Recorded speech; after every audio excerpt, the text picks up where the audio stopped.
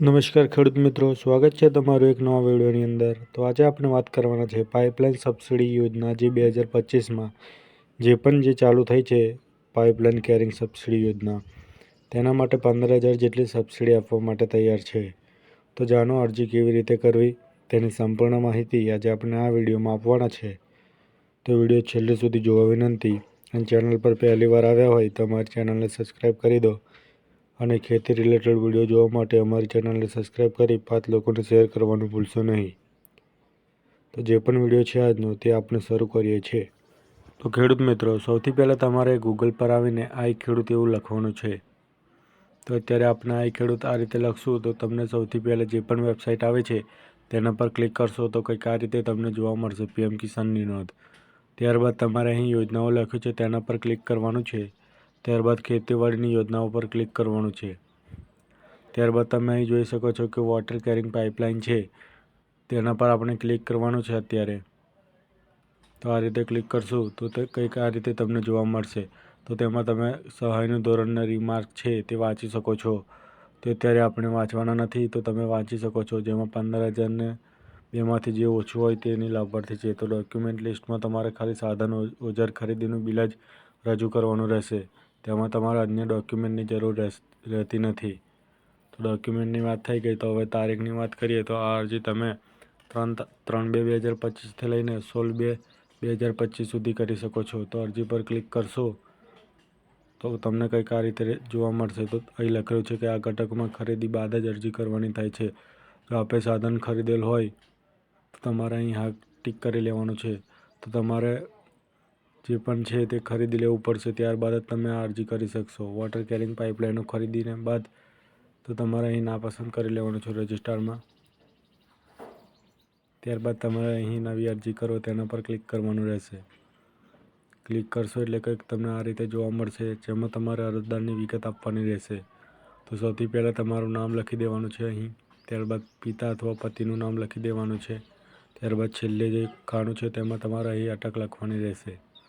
એટલું થાય એટલે તમારે અહીં જાતિ પસંદ કરી લેવાની રહેશે, જેમાં SC અને જનરલ જે પણ હોય તમારી જાતિ એ પસંદ કરી થાય। ત્યારબાદ લિંક પસંદ કરવાનું રહેશે। લિંક પસંદ થાય એટલે તમારો જે પણ જિલ્લો છે, તો તમે અત્યારે અમદાવાદ, આણંદ, ગાંધીનગર, ખેડા આ 4 જિલ્લામાં જ આ યોજના શરૂ થઈ છે।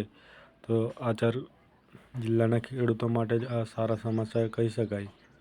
ત્યારબાદ જે પણ તાલુકો હોય એ તો તમારે પસંદ કરી લેવાનો રહેશે। જિલ્લો થાય એટલે તમારે જે પણ તાલુકો હોય એ પસંદ કરી લેવાનો રહેશે। તો આપણે ખંભાત પસંદ કરી લઈએ છીએ હમણાં। ત્યારબાદ તમારું જે પણ ગામ હોય એ તમારે પસંદ કરી લેવાનું છે। ત્યારબાદ સરનામું તમારે લખવાનું રહેશે તમારા ઘરનું, તો તમારે અહીં સરનામું લખવું પડશે। ત્યારબાદ પિનકોડ નંબર લખવાનો રહેશે। અહીં તમારે સરનામું લખવાનું આવશે 3 એની અંદર। ત્યારબાદ તમારે અહીં પિનકોડ નંબર લખવાનો રહેશે। તો પિનકોડ નંબર તમે લખી શકો છો। ત્યારબાદ તમે દિવ્યાંગ છો કે કેમ, જો તમે ના હોય તો તમારે ના પસંદ કરી લેવાનું છે। ત્યારબાદ તમારે અહીં ખેડૂતોનો પ્રકાર છે તેના પર ક્લિક કરવાનું છે। તો તમે ઈમેલ આપી પણ શકો છો। તો અત્યારે તમે ખેડૂતોના પ્રકારમાં તમારે અહીં નાના પસંદ કરી લેવાના છે। એટલું થાય એટલે તમારે અહીં મોબાઈલ નંબર લખવાનો રહેશે, અને મોબાઈલ નંબર ફરજિયાત છે મિત્રો। મોબાઈલ નંબર વગર આગળ પ્રોસેસ કરવી અઘરી થઈ જશે। ત્યારબાદ તમારે આધાર કાર્ડ નંબર લખી ત્યારબાદ આ ટીક છે તેના પર ક્લિક કરવાનું રહેશે। જો તમે આ રીતે ટીક ભૂલી જશો તો તમારી અરજી કેન્સલ પણ થઈ શકે છે। ત્યારબાદ તમે આત્મા રજિસ્ટ્રેશન ધરાવતા હોય તો હા કરવાનું અથવા ના કરી શકો છો। ત્યારબાદ તમે સહકારી મંડળીના સભ્ય ના હોય તો તમારે અહીં ના પસંદ કરી લેવાનું છે। ત્યારબાદ તમે જો દૂધ ઉત્પાદક સહકારી મંડળીના સભ્ય ના હોય તો તમારે ના કરી લેવાનું છે। ત્યારબાદ અત્યારે તમારે બેંકની વિગત આપવાની રહેશે। તો અત્યારે આપણે બેંક IFSC કોડ તમારી પાસબુકમાં લખેલો હોય છે, તો તમારે એ જોઈ લેવાનો છે। હું એક IFSC કોડ મારું છું। ત્યારબાદ તમને અહીં ઓટોમેટિકલી આ રીતે આવી જશે, જેમાં તમારે જે પણ બેંક હોય તે અને જે પણ જિલ્લો હશે ને એ તમારો ઓટોમેટિક અહીં તમને શો કરવામાં આવશે। તમારું બેંકનું નામ આવી ગયું છે તો જિલ્લા પર પસંદ કરવામાં જો તમે જોઈ શકો છો વડોદરા આવી ગયું છે। ત્યારબાદ જે પણ બ્રાન્ચ હશે એ પણ ઓટોમેટિક તમને અહીં આવી જશે આ રીતે। ત્યારબાદ જે પણ બેંક ખાતા નંબર હોય એ તમારે લખવાનો રહેશે અહીંયા। એ લખાઈ જાય એટલે તમારે ફરીથી બેંક ખાતા નંબર અહીં લખવાનો રહેશે. એટલું થાય એટલે તમારે અહીં અરજદારનું નામ બેંક પ્રમાણે લખવાનું રહેશે બેંક અંગ્રેજીમાં. ત્યારબાદ અરજદારનું સરનામું પણ બેંક પ્રમાણે લખવાનું રહેશે અંગ્રેજીમાં. એટલું થાય એટલે તમારે અહીં જમીનની વિગતમાં જમીન રેકોર્ડ ધરાવતા હોય તો તમારે હા કરી દેવાનું છે.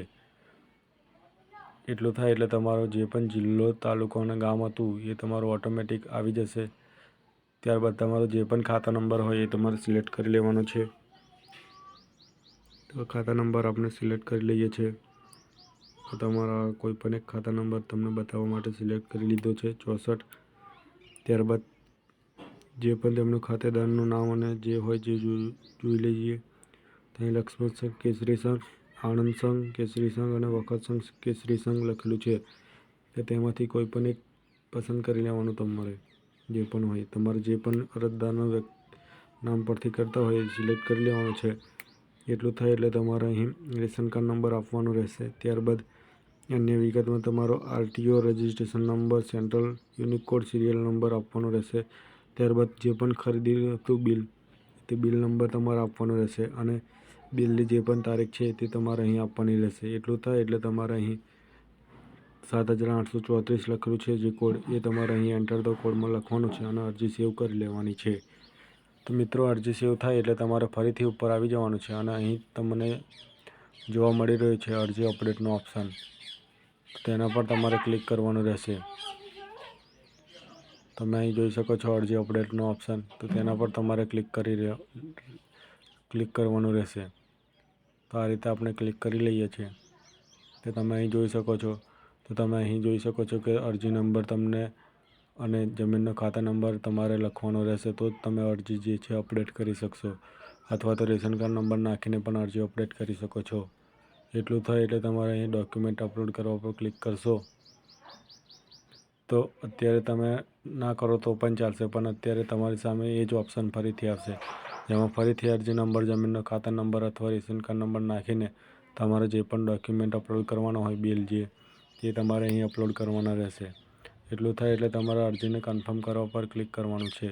તો અરજીને કન્ફર્મ કરવા પર ક્લિક કરશો તો તમે અહીં જોઈ શકો છો કે ફરીથી પાછો અરજી નંબરને જમીનનો ખાતા નંબર નાખી અથવા રેશન કાર્ડ નંબર નાખીને તમારી અરજીને કન્ફર્મ કરવી ફરજિયાત છે. ત્યારબાદ અરજીની પ્રિન્ટ લેવી હોય તમારે ભવિષ્યમાં કામ લાગે એટલા માટે તમે પ્રિન્ટ પણ લઈ શકો છો કે અરજી નંબર અને જમીનનો ખાતા નંબર અથવા રેશન કાર્ડ નંબર નાખીને તમારી જે પણ પ્રિન્ટ છે તે તમે લઈ શકો છો. આટલું થાય એટલે તમારે જો આ વિગતો વાંચવી હોય સૂચનાઓ તો તમે વાંચી શકો છો.